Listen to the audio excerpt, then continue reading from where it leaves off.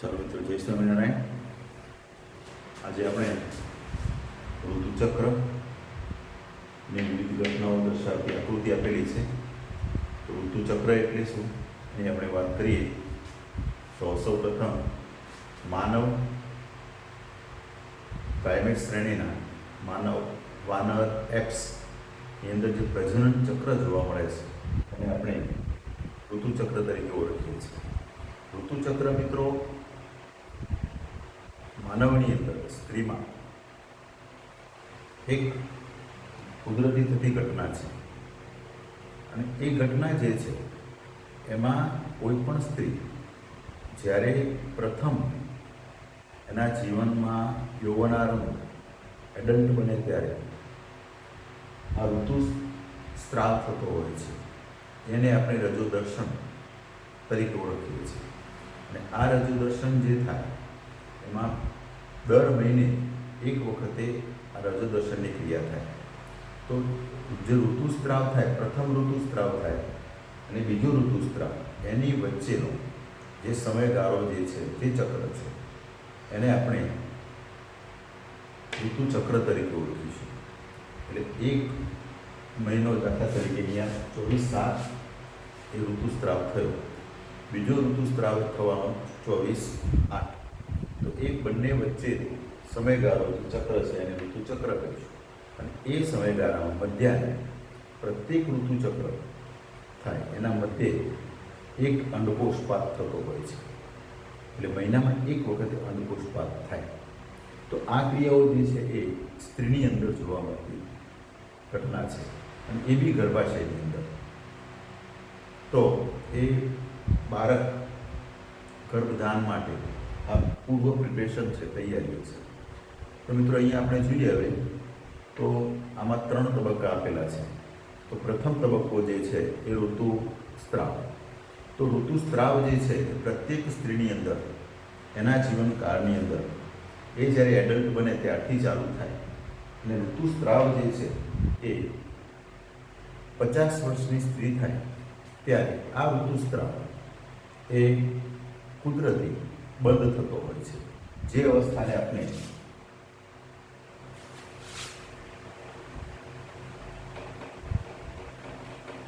Menopause તરીકે ઓળખીશું. તો મેનોપોઝ જે છે એ પ્રત્યેક સ્ત્રીની અંદર 50 વર્ષની આસપાસ એને ઋતુસ્રાવ થતો બંધ થાય, એને કહેવાય મેનોપોઝ. પુરુષમાં આવું હોતું નથી. પુરુષમાં એ વૃદ્ધ થાય તો પણ એના શુક્રપિંડની અંદરથી ઓછા વધતા પ્રમાણમાં શુક્રકોષોનો ત્યાગ થતો હોય છે.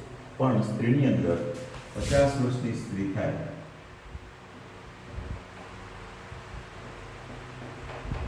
એટલે એને મોનોપોઝ અવસ્થા આવે, એટલે ઋતુસ્રાવ અટકી જતો હોય છે.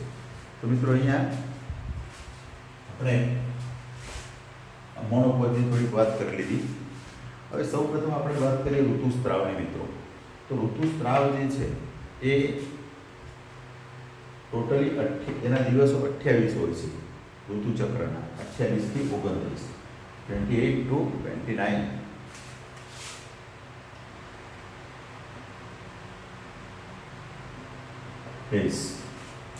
તો એમાં સૌથી પ્રથમ 1 થી 5 દિવસ એટલે 3 થી 5 દિવસ ઋતુસ્રાવ થાય. ઋતુસ્રાવ થવો એટલે શું?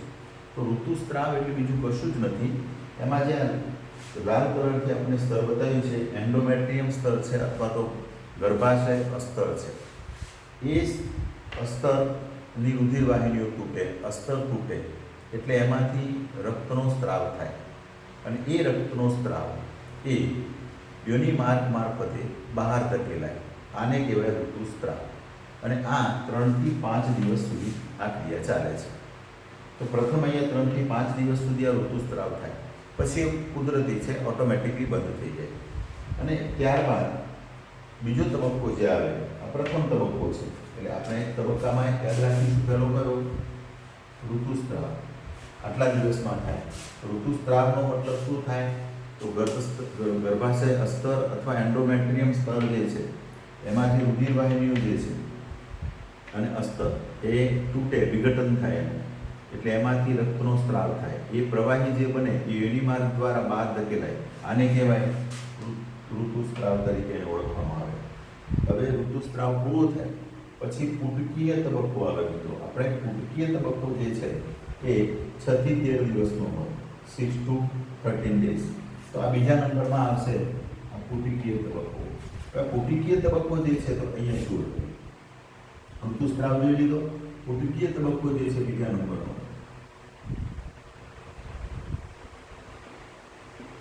તો આ પુટકીય તબક્કામાં સૌપ્રથમ આપણે વાત કરેલી એ વખતે કે ભાઈ પ્રાથમિક પૂર્વ અંડકોષ એની આજુબાજુ ગ્રંથીય સ્તર રચાય, જેને આપણે આવું કીધું કે પ્રાથમિક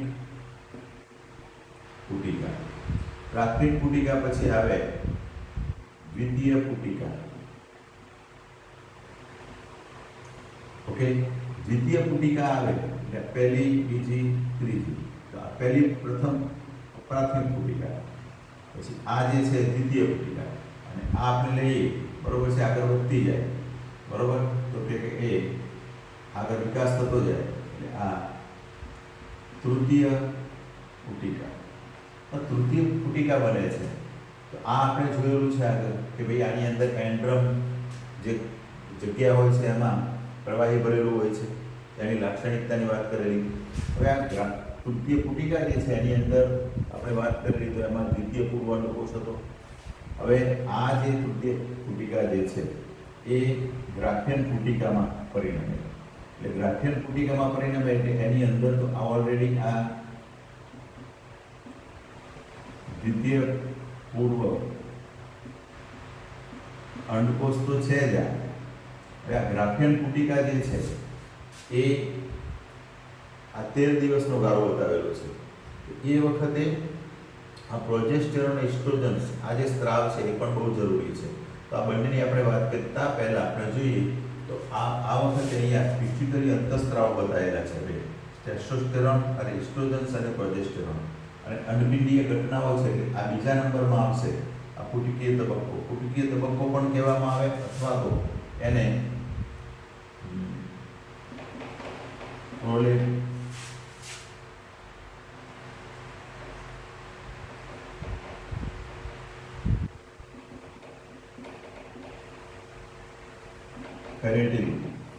પ્રોલેફેરેટિવ તબક્કો પણ કહેવામાં આવે છે.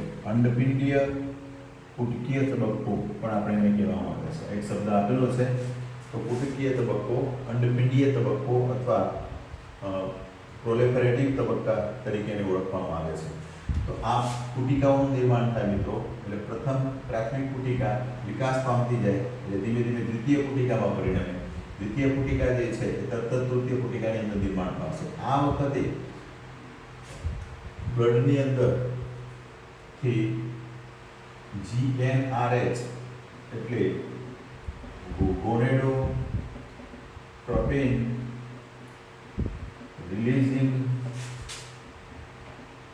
હોર્મોન આ જે છે એ બે પ્રકારના અંતઃસ્ત્રાવના સ્ત્રાવ કરશે. એક FSH અને એક LH. FSH આખું નામ થાય ફોલિકલ સ્ટિમ્યુલેટિંગ હોર્મોન અને LH નો મતલબ થાય લ્યુટિનાઇઝિંગ હોર્મોન. બે અંતઃસ્ત્રાવ નો સ્ત્રાવ કરે છે. કોણ? GnRH. GnRH નું નામ મિત્રો આપણને ખબર જ હોવી જોઈએ, ગોનેડોટ્રોપિન રિલીઝિંગ હોર્મોન્સ. હવે આ FSH જે છે એ શું કામ કરે? તો મિત્રો અહીંયા ધ્યાન આપીએ, આટલા ભાગમાં બતાવેલો છે FSH. તો અહીંયા 1 થી 13 દિવસનો ગાળો છે. આ વચ્ચેનો ભાગ છે 14 દિવસે મધ્યાહન છે, વચ્ચેનો ભાગ છે. તો ફોલિકલ સ્ટિમ્યુલેટિંગ હોર્મોન્સ જે છે FSH, FSH એ અંડકોષ જનનની ક્રિયા તેમજ ઇસ્ટ્રોજન્સ ના સ્ત્રાવને ઉત્તેજિત, આ ક્રિયાને પ્રેરે. તો FSH જે છે આ કામ કરે છે. કયું? તો આટલાથી આટલા દિવસોથી 13 દિવસો દરમિયાન આ FSH ઉત્પન્ન થયો અને LH આ ઉત્પન્ન થવામાં બંને પરાકાષ્ઠાએ હશે. એટલે બ્લડની અંદર વધુમાં વધુ સ્ત્રાવ FSH અને LH નો થાય. એ વખતે ફોલિકલ સ્ટિમ્યુલેટિંગ હોર્મોન્સ જે છે એ અંડકોષ જનનની ક્રિયા અને ઇસ્ટ્રોજન્સના સ્ત્રાવને ઉત્તેજે. એના કારણે ઇસ્ટ્રોજન્સ જે છે એ સ્ત્રી જે હોય એની અંદર સૌંદર્યની ચાવી કહેવામાં આવે છે. એટલે એનો દેખાવ સ્ત્રીનો, તો આ સ્ત્રીના દેખાવ માટે પણ આ ઇસ્ટ્રોજન્સ જવાબદાર છે, એટલે FSH. તો એવી જ રીતે FSH આ પ્રકારે જો અહીંયા ઘટતો જાય છે, આ પ્રકારે બંને અંતઃસ્ત્રાવ, લાલ લાઈનથી LH બતાવ્યો છે, બ્લેક લાઈનથી આપણે FSH બતાવ્યો છે. તો આ બંને વધતા જાય છે, પરાકાષ્ઠાએ પહોંચે, અને એમાં આ FSH પરાકાષ્ઠાએ પહોંચે ત્યારે અંડકોષ જનનની ક્રિયા વધુ કાર્યક્ષમ રીતે કરી શકે, અને બીજું ઇસ્ટ્રોજન્સનો સ્ત્રાવને ઉત્તેજે, જેના કારણે સ્ત્રીની અંદર સૌંદર્યની એ ચાવીરૂપ માનવામાં આવે છે. બીજી વસ્તુ કે આ LH, એ LH પણ પિટ્યુટરી ગ્રંથિના અંતઃસ્ત્રાવો છે. જે મેં કીધું કે GnRH એમાંથી આ સ્ત્રાવ થશે. તો LH જે છે એ પણ એની જે તીવ્રતા છે અથવા તો વધવાપણું છે પરાકાષ્ઠાએ, અહીંયા પરાકાષ્ઠ અવસ્થાએ પહોંચશે. તો આને LH પરાકાષ્ઠ તરીકે ઓળખવામાં આવે છે. એટલે વધુમાં વધુ એ સ્ત્રાવિત બનશે. કોણ? LH. LH નો વધુમાં વધુ સ્ત્રાવ થાય, પરાકાષ્ઠા કહેવામાં આવે. એ સ્ત્રાવ થાય એટલે એ સીધી અસર LH કોના ઉપર કરે? ગ્રાફિયન પુટિકા ઉપર કરશે. બરોબર છે? તો ગ્રાફિયન પુટિકા જે છે એની ઉપર અસર કરે એટલે ગ્રાફિયન પુટિકા જે છે એ ફાટે, એટલે ફાડવામાં મદદ કરે, તોડવામાં મદદ કરે. એટલે ગ્રાફિયન પુટિકા જેવી ફાટશે કે તૂટે એટલે એની અંદરથી આ અંડકોષપાત થાય. આ અંડકોષપાત જે થયો એ LH નું કામ છે, અંડકોષપાત કરવાનું, ગ્રાફિયન પુટિકાને તોડવા માટે પ્રેરે છે. હવે અંડકોષપાત થાય તો LH જે છે એ બે કામ કરે એને. એક તો ગ્રાફિયન પુટિકાને તોડી અંડકોષપાતની ક્રિયામાં મદદ કરે છે. હવે નેક્સ્ટ પાછું બીજું કામ કે આ ગ્રાફિયન પુટિકા તૂટી કયા દિવસે? તો કે 14મા દિવસે હંમેશા અંડપાત થાય. ધ્યાન આપજો અહીંયા 3 થી 5 દિવસ જે ઋતુસ્ત્રાવ કીધો, પછીના જે દિવસો જે છે એમાં આ અંડપીડીય આ ઘટનાઓ બનતી જાય છે અંડપુટિકાના વિકાસની. તો પ્રાથમિક, દ્વિતીય, તૃતીય અને ગ્રાફિયન પુટિકા. ગ્રાફિયન પુટિકા LH નો સ્ત્રાવ એટલો વધી જશે કે જેને LH પરાકાષ્ઠા કહે, એની અસર ગ્રાફિયન પુટિકા ઉપર થાય એટલે આ તૂટે. આ તૂટે એટલે એની અંદરથી આ પ્રકારે અંડકોષ બહાર નીકળે, અંડકોષપાત થાય. તો આ અંડકોષ મુક્ત થવાની ક્રિયા અને આ ગ્રાફિયન પુટિકાને તોડવાની ક્રિયા માટે LH જવાબદાર છે. એવી જ રીતે આ તૂટી ગઈ ગ્રાફિયન પુટિકા, તો આ ગ્રાફિયન પુટિકા જેવી તૂટે પછી 15 થી આગળનો જે દિવસો આવશે જે એની અંદર લ્યુટિયલ તબક્કો આવશે. તો આ લ્યુટિયલ તબક્કો જે છે એ 15 થી આગળના દિવસો સુધી ચાલશે લ્યુટિયલ તબક્કો. તો અહીંયા ગ્રાફિયન પુટિકા જે છે મિત્રો, એ ગ્રાફિયન પુટિકા તૂટી ગઈ એટલે એની અંદરનું જે આવરણ છે એ આવરણ ગ્રાફિયન પુટિકાનું એ પીળા રંગનું એક આવરણ બને. પીળા રંગનું આવરણ બને છે એ બીજું કશું જ નથી પણ એ જે છે કોર્પસ લ્યુટિયમ. તો કોર્પસ લ્યુટિયમ યલો રંગની હોય. તો આ પ્રકારે કોર્પસ લ્યુટિયમનો વિકાસ થાય. કોર્પસ લ્યુટિયમનો જેવો વિકાસ થાય એટલે એની અંદરથી પ્રોજેસ્ટેરોનનો સ્ત્રાવ થાય. એટલે આ પ્રોજેસ્ટેરોન જે છે એ પણ વિકાસ પામશે, અંડપીડીય અંતઃસ્ત્રાવ. તો પ્રોજેસ્ટેરોનનો સ્ત્રાવ આ પ્રકારે કોર્પસ લ્યુટિયમ જે છે એ વિકાસ પામે એટલે પ્રોજેસ્ટેરોનનો સ્ત્રાવ થાય. અને પ્રોજેસ્ટેરોનનો સ્ત્રાવ થાય તો એ પ્રોજેસ્ટેરોન કાર્ય શું કરે? તો એ ગર્ભ સ્થાપન માટે જવાબદાર હોય અને ગર્ભધારણ. તો આ બંને ક્રિયાઓ માટે પ્રોજેસ્ટેરોન જવાબદાર છે. તો આ પ્રોજેસ્ટેરોનનો સ્ત્રાવ કરે. હવે અંડપાત થઈ ગયું એટલે આ કોર્પસ લ્યુટિયમ બની ગઈ. હવે જો આ અંડકોષ શુક્રકોષ સાથે ફલન થશે, યુગ્મનજ બનશે, તો આ ઋતુસ્ત્રાવ આગળ વધતો નહીં, અટકી જશે. ખેલાઈ ગયો. એટલે ઋતુસ્ત્રાવ બીજા મહિને થાય નહીં કોઈ પણ સ્ત્રીને તો એવું કહેવામાં આવે કે ભાઈ આને ગર્ભ ધારણ કરેલો છે એટલે પ્રેગ્નન્ટ લેડી છે. બરોબર છે? એટલે એને મહિનાઓ રહ્યા એવું ગુજરાતીમાં કહે છે. તો પણ ક્યારે? તો અંડકોષપાત થયો અને અંડકોષ અને શુક્રકોષ સંયોજન પામે એટલે ફલન થાય, યુગ્મનજ બને. એટલે પછી ઓટોમેટિકલી આ ઋતુચક્ર જે છે એની બધી જ ઘટનાઓ, આની ઘટનાઓ છે, ઘટનાઓ સ્થગિત થઈ જતી હોય છે.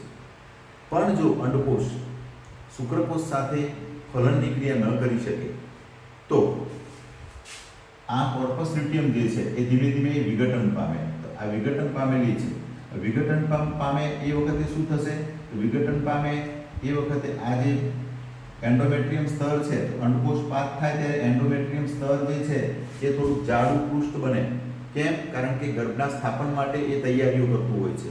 પણ જો અંડકોષ પેલા શુક્રકોષ સાથે ફલન નહીં પામી શકે તો પાછો એન્ડોમેટ્રિયમ સ્તર જે છે એ આગળ જતા એનું વિઘટન કરવાનું ચાલુ કરશે અને છેલ્લે 29 દિવસ પૂરા થશે, બરોબર છે, એટલે પાછું પહેલા દિવસે અહીંયા ફરીથી પાછો આ ઘટના અહીંયા આ પ્રકારે આવશે.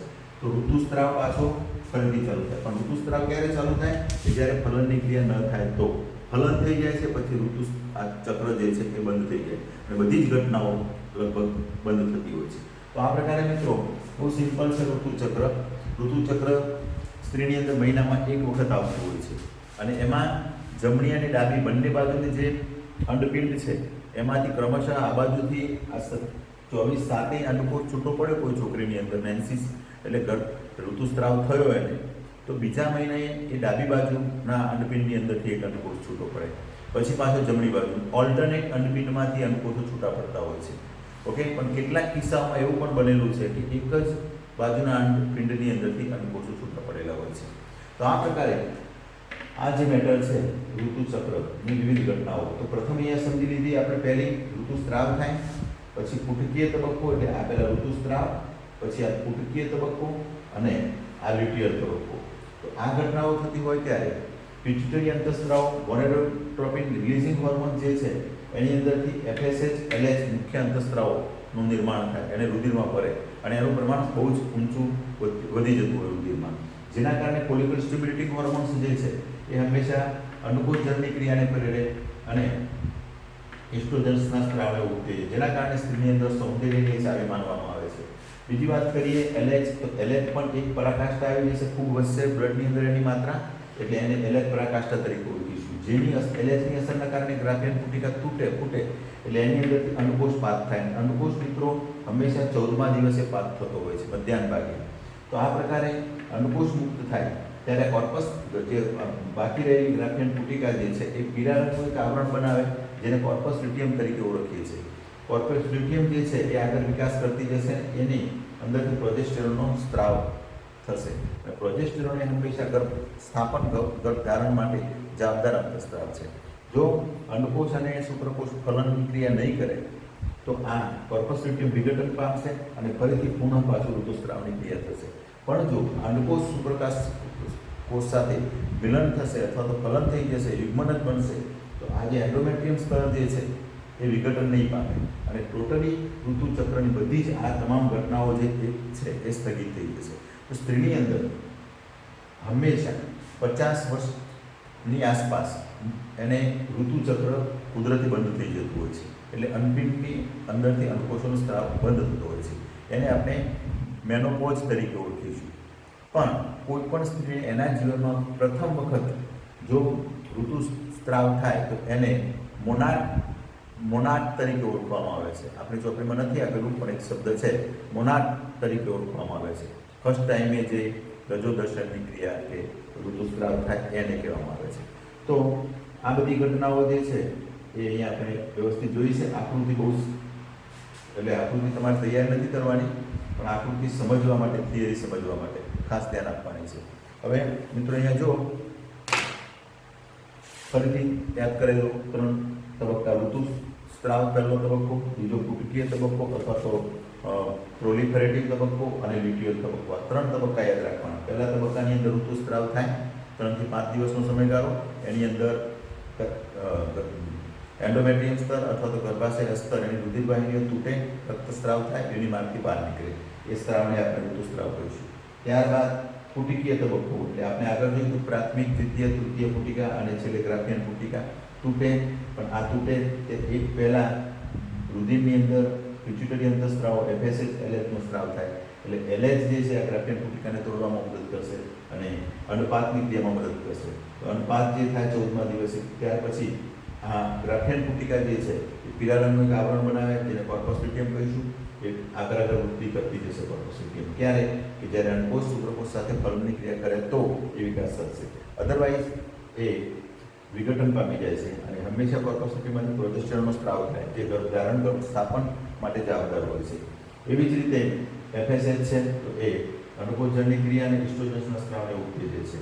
આમ જો ગર્ભ ધારણ કે સ્થાપન નથી થતું તો ફરીથી ઋતુચક્ર પાછું ચાલુ થતું હોય છે. તો આ પ્રત્યેક ઋતુચક્રની વચ્ચેનો ભાગ જે છે એને ઋતુસ્ત્રાવના ભાગ, બે ઋતુસ્ત્રાવની વચ્ચેના મધ્યાહન ભાગને આપણે ઋતુચક્ર કહીશું અને પ્રત્યેક ઋતુચક્રમાંથી એક એક અંડકોષ મુક્ત થતો હોય છે. આ ક્રિયા સ્ત્રીની અંદર 50 વર્ષ સુધી સતત ચાલતી હોય છે. યુવાન બને ત્યારથી લઈને તો 50 વર્ષની આસપાસ આ ક્રિયા અટકી જાય છે, જેને કહેવામાં આવે છે મેનોપોઝ તરીકે ઓળખવામાં આવે છે. તો મિત્રો અહીંયા આ પ્રશ્ન એક્ઝામમાં પૂછાયો છે, બહુ સિમ્પલ છે, એટલે આ ખાસ તૈયાર કરી લેવાનું. તો અહીંયા આપણે ઋતુચક્ર અહીંયા પૂરું કરીએ છીએ. નેક્સ્ટ લેસનમાં આપણે ફલન અને ગર્ભસ્થાપન કેવી રીતે થાય છે તે મિત્રો જોઈશું. ઓકે, તો જય સ્વામિનારાયણ.